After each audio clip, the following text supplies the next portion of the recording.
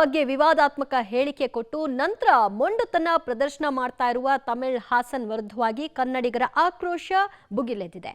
ಯಾವುದೇ ಕಾರಣಕ್ಕೂ ಕೂಡ ಕಮಲ್ ಹಾಸನ್ ನಟನೆಯ ಸಿನಿಮಾ ಕರ್ನಾಟಕದಲ್ಲಿ ತೆರೆ ಕಾಣಬಾರದು, ಇದಕ್ಕೆ ಬ್ಯಾನ್ ಎಂಬ ಪದವನ್ನು ಬಳಕೆ ಮಾಡಬೇಕು ಅನ್ನುವಂತಹ ಕೂಗು ಕೂಡ ಎದ್ದಿದೆ.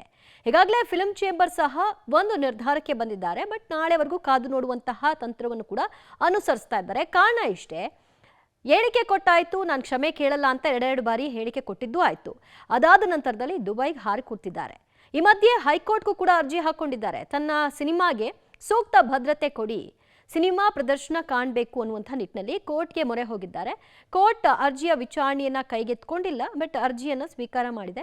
ಯಾವಾಗ ವಿಚಾರಣೆ ಆಗುತ್ತೆ ನೋಡಬೇಕು.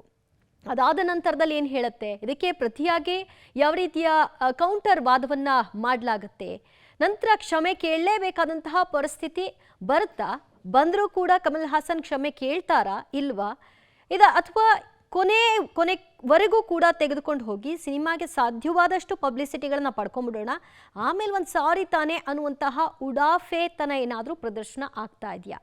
ಈ ಎಲ್ಲ ವಿಚಾರಗಳು ಕೂಡ ಈಗ ಚರ್ಚೆಗೆ ಒಳಪಟ್ಟಿದೆ. ಈ ನಡುವೆ ಕೆಲ ಕನ್ನಡಪರ ಸಂಘಟನೆಗಳು ಹೇಳ್ತಾ ಇದ್ದಾರೆ, ಅವರ ಕ್ಷಮೆ ಯಾರಿಗೆ ಬೇಕು, ಇಷ್ಟೆಲ್ಲ ಕೇಳಿ ಮಾಡಿ ಕ್ಷಮೆ ಕೇಳಿಸ್ಕೊಳ್ಬೇಕಾದಂತಹ ದರ್ದು ನಮಗಿಲ್ಲ, ಯಾವುದೇ ಕಾರಣಕ್ಕೂ ಸಿನಿಮಾ ರಿಲೀಸ್ ಬೇಡ ಅಂತ ನಿರ್ಧಾರ ಮಾಡಿ ಸಾಕು, ಆಗ ತಂತಾನೆ ದಾರಿಗೆ ಬರ್ತಾರೆ ಅಂತ.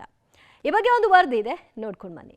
ಕನ್ನಡಿಗರ ಆಕ್ರೋಶದ ದಗಿಯಲ್ಲಿ ಕಮಲ್ ಕೇಕೆ, ಹೈಕೋರ್ಟ್ ಮೆಟ್ಟಿಲೇರಿದ ನಟ ಕಮಲ್ ಹಾಸನ್. ಕನ್ನಡಿಗರನ್ನು ಕೆಣಕಿರುವ ನಟ ಕಮಲ್ ಹಾಸನ್ ಕ್ಷಮೆಯಾಚಿಸದೆ ಉದ್ದಟತನ ತೋರುತ್ತಿದ್ದಾರೆ. 5ನೇ ತಾರೀಕು ರಿಲೀಸ್ ಆಗುತ್ತಿರುವ ತಗ್ ಲೈಫ್ ಸಿನಿಮಾ ರಿಲೀಸ್ಗೆ ಕರ್ನಾಟಕದಲ್ಲಿ ಭಾರಿ ವಿರೋಧ ವ್ಯಕ್ತವಾಗ್ತಿದೆ. ಮತ್ತೊಂದೆಡೆ ಕಮಲ್ ಹಾಸನ್ ಹೊಸ ಆಟ ಶುರು ಮಾಡಿಕೊಂಡಿದ್ದಾರೆ. ಕರ್ನಾಟಕದಲ್ಲಿ ತಗ್ ಲೈಫ್ ಚಿತ್ರ ಬಿಡುಗಡೆಗೆ ಅನುಮತಿ ಕೋರಿ ಸಿಸಿಐ ಆದೇಶವನ್ನು ಎತ್ತಿ ಹಿಡಿದು ಹೈಕೋರ್ಟ್ ಮೆಟ್ಟಿಲೇರಿದ್ದಾರೆ. ಕಮಲ್ ಹಾಸನ್ ನಟನೆಯ ಚಲನಚಿತ್ರವನ್ನು ಬಿಡುಗಡೆ ಮಾಡಬಾರ್ದು ಅಂತೇಳಿ ಈಗಾಗಲೇ ವಾಣಿಜ್ಯ ಮಂಡಳಿ ಒಂದು ತೀರ್ಮಾನವನ್ನು ಮಾಡಿರುವಂಥದ್ದು. ಆ ತೀರ್ಮಾನವನ್ನು ವಿರೋಧಿಸಿ ಮತ್ತು ವಾಣಿಜ್ಯ ಮಂಡಳಿಗೆ ಒಂದು ನಿರ್ದೇಶನವನ್ನು ಕೊಡಿ ಅಂತೇಳಿ ಹೈಕೋರ್ಟ್ಗೆ ಒಂದು ಅರ್ಜಿಯನ್ನು ಈಗ ಕಮಲ್ ಹಾಸನ್ ಅವರು ಸಲ್ಲಿಕೆಯನ್ನು ಮಾಡಿರುವಂಥದ್ದು. ಬಹುತೇಕ ನಾಳೆ ಬೆಳಗ್ಗೆ ಅರ್ಜಿ ವಿಚಾರಣೆಗೆ ಬರುವಂಥ ಸಾಧ್ಯತೆಗಳಿದ್ದಾವೆ. ಇದರ ಜೊತೆಗೆ ಒಂದು ನಿರ್ದೇಶನವನ್ನು ಮಾಡಬೇಕು, ಜೊತೆಗೆ ಸೂಚನೆಯನ್ನು ಕೊಡಬೇಕು ಅಂತೇಳಿ ಹೈಕೋರ್ಟ್ಗೆ ಒಂದಷ್ಟು ಪ್ರೇರಣೆಯನ್ನು ಕೂಡ ಮಾಡಿಕೊಂಡಿರುವಂಥದ್ದು. ಅಂದರೆ ವಾಣಿಜ್ಯ ಮಂಡಳಿ ಈ ಚಲನಚಿತ್ರವನ್ನು ಬಿಡುಗಡೆಯನ್ನು ಮಾಡಬೇಕು, ಜೊತೆಗೆ ಆ ಚಲನಚಿತ್ರವನ್ನು ಬಿಡುಗಡೆ ಮಾಡಿದಂಥ ಚಿತ್ರಮಂದಿರಗಳಿಗೆ ಸೂಕ್ತ ಭದ್ರತೆಯನ್ನು ಕೊಡಲಿಕ್ಕೆ ಒಂದು ನಿರ್ದೇಶನವನ್ನು ಮಾಡಿಕೊಂಡಿರುವಂಥದ್ದು. ಬಹುತೇಕ ನಾಳೆ ಬೆಳಗ್ಗೆ ಅರ್ಜಿ ವಿಚಾರಣೆಗೆ ಬಂದ ಸಂದರ್ಭದಲ್ಲಿ ಹೈಕೋರ್ಟ್ ಯಾವ ರೀತಿಯಲ್ಲಿ ಪರಿಗಣನೆಗೆ ತೆಗೆದುಕೊಳ್ಳುತ್ತೆ, ಜೊತೆಗೆ ಯಾವ ನಿರ್ದೇಶನವನ್ನು ಕೊಡುತ್ತೆ ಅನ್ನೋದು ಸಾಕಷ್ಟು ಕುತೂಹಲವನ್ನು ಮೂಡಿಸಿರುವಂಥದ್ದು. ಕಮಲ್ ಹಾಸನ್ ಕನ್ನಡಿಗರ ಕ್ಷಮೆ ಕೇಳಲೇಬೇಕು, ಕ್ಷಮೆ ಕೇಳದಿದ್ರೆ ಚಿತ್ರ ರಿಲೀಸ್ ಮಾಡಲು ಬಿಡಲ್ಲ. ಕರ್ನಾಟಕದಲ್ಲಿ ಸಿನಿಮಾ ರಿಲೀಸ್ ಮಾಡದಂತೆ ಕನ್ನಡ ಪರ ಹೋರಾಟಗಾರರು ವಿರೋಧ ವ್ಯಕ್ತಪಡಿಸುತ್ತಿರುವ ಹಿನ್ನೆಲೆ ಫಿಲ್ಮ್ ಚೇಂಬರ್ ಕೂಡ ಚಿತ್ರಕ್ಕೆ ಬಹಿಷ್ಕಾರ ಹಾಕಿತ್ತು. ಆದರೆ ಕಮಲ್ ಹಾಸನ್ ಕಾನೂನಿನ ಮೂಲಕ ಸವಾಲೆಸೆದಿದ್ದಾರೆ. ಫಿಲ್ಮ್ ಚೇಂಬರ್ ಅಧ್ಯಕ್ಷ ನರಸಿಂಹಲು ನಾಳೆ ಅವರು ಕ್ಷಮಾಪಣೆ ಕೇಳದಿದ್ರೆ ಕನ್ನಡ ಪರ ಹೋರಾಟಗಾರರು ಹೋರಾಟ ಮುಂದುವರೆಸಿದ್ದಾರೆ. ಕ್ಷಮೆಯಾಚನೆ ಮಾಡಿದ್ರೆ ಸ್ವಯಂ ಘೋಷಿತವಾಗಿ ನಾವೇ ಸಿನಿಮಾ ಹಾಕೋಲ್ಲ ಅಂತ ಹೇಳ್ತೀವಿ, ಸರ್ಕಾರವೂ ಕೂಡ ನಮಗೆ ಸಪೋರ್ಟ್ ನೀಡ್ತಿದೆ ಎಂದಿದ್ದಾರೆ.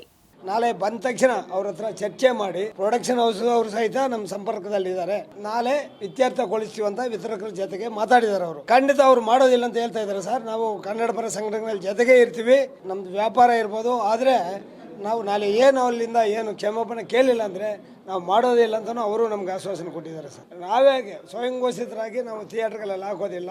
ಇಂಡಸ್ಟ್ರಿ ಸಮಸ್ಯೆ ಆಗಿದ್ರೆ ಬೇರೆ ಒಂಥರ ಆಗಿರೋದು, ಇದು ಭಾಷೆ ಸಮಸ್ಯೆ, ನಾಡಿನ ಸಮಸ್ಯೆ ಆಗಿರೋದ್ರಿಂದ ಸರ್ಕಾರನೂ ನಮಗೆ ಕೈ ಜೋಡಿಸ್ತಾ ಇದೆ.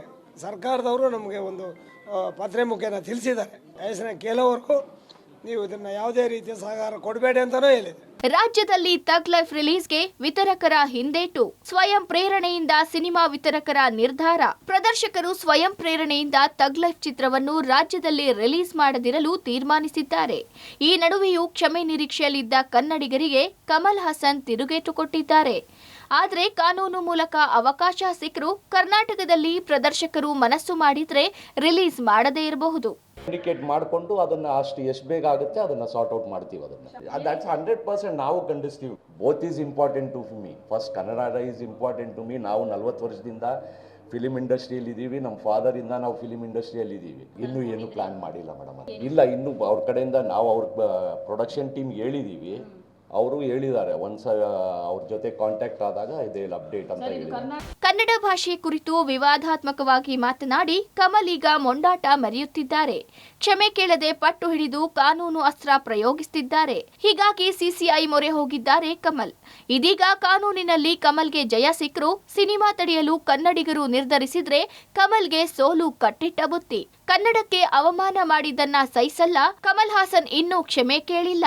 ಕ್ಷಮೆ ಕೇಳಿದ್ರೆ ಅವಕಾಶ ಕೊಡೋಣ ಅಂತ ನಿರ್ಮಾಪಕ ಸಾರಾ ಗೋವಿಂದು ಹೇಳಿದ್ದಾರೆ. ಎಲ್ಲೋ ಒಂದು ಕಡೆ ಕಮಲ್ ಹಾಸನ್ ತಪ್ಪು ಮಾಡ್ತಾ ಇದ್ದಾರೆ. ಆಗಿರೋ ಒಂದು ತಪ್ಪನ್ನ ಇಷ್ಟು ದೊಡ್ಡದು ಮಾಡ್ಕೋಬೇಕಾಗಿರ್ಲಿಲ್ಲ. ಯಾಕೆಂದರೆ ಹಿರಿಯ ನಟ, ಎಲ್ಲ ಗೊತ್ತಿರುವಂಥ ವ್ಯಕ್ತಿ, ಅವರೇನು ಅನ್ಎಜುಕೇಟೆಡ್ ಅಲ್ಲ, ಎಜುಕೇಟೆಡ್ ಅಂತ ಒಬ್ಬ ಕಮಲ್ ಹಾಸನ್ ಇವತ್ತು ಅಂತ ಮಾತುಗಳನ್ನು ಆಡಿದ್ಮೇಲೆ ಕನ್ನಡಕ್ಕೆ ಕ್ಷಮೆ ಕೇಳಬೇಕಾಗಿತ್ತು, ಕೇಳಿಲ್ಲ.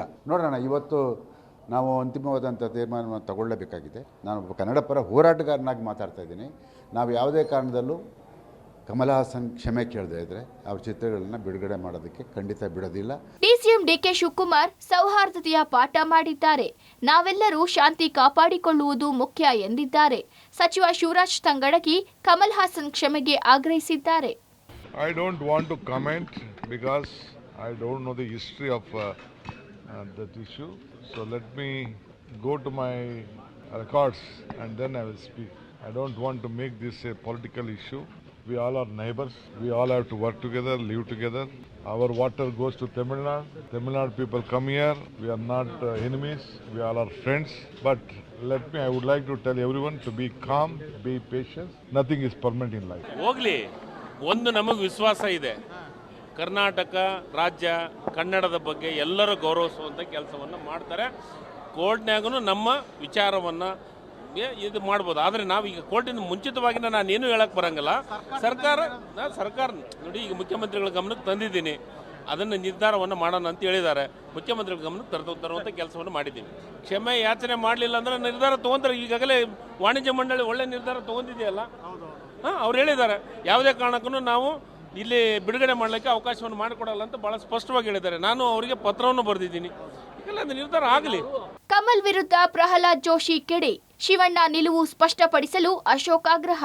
ಕೇಂದ್ರ ಸಚಿವ ಪ್ರಹ್ಲಾದ್ ಜೋಶಿ ಕಮಲ್ ಹಾಸನ್ ವಿರುದ್ಧ ವಾಗ್ದಾಳಿ ನಡೆಸಿದ್ದಾರೆ.